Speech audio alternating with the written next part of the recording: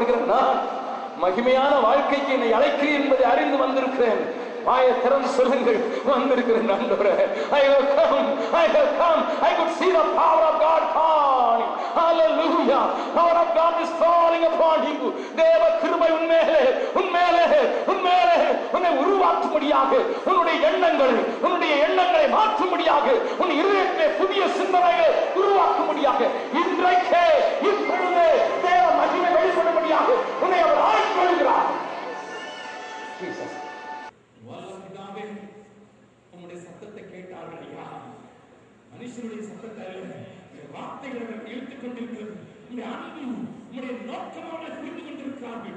இவர்களுக்குள்ளே ஆவியானுடைய கிரியை இனி வல்லமையாக இதுவரை இருந்த தோல்விகள் இல்லை என்று சொல்லி வெற்றியுள்ள வாழ்க்கைக்கு, பரிசுத்த வாழ்க்கைக்கு, மகிமை வாழ்க்கைக்கு ஒப்புக் கொடுத்திருக்கிற மக்கள் தேவ நோக்கத்தோடு இணைந்து போக ஒப்புக் கொடுத்து நாங்கள் செபிக்கிறோம். கிருபைகள் மேல பொழிவதாக, மகிமையான மேன்மையான செய்து இவர்களை உயரமான ஸ்தலங்களில் நடக்க பண்ணுங்க.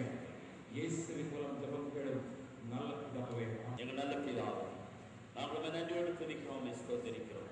எங்கள் அப்பா மத்தியில் இடைப்பட்ட கிருபைக்காக நன்றியோடு ஸ்தோத்தரிக்கிறோம்.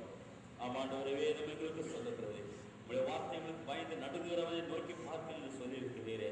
இதனால் உங்களுடைய வார்த்தைகளை கேட்டு உங்களுடைய வார்த்தைகளுக்கு பயந்து பயபக்தியோடு உங்களுடைய சமூகத்தில் ஒப்புக் கொடுத்த ஒவ்வொருவரும் உடைய கரங்களில் ஒப்புக் கொடுக்கிறோம்.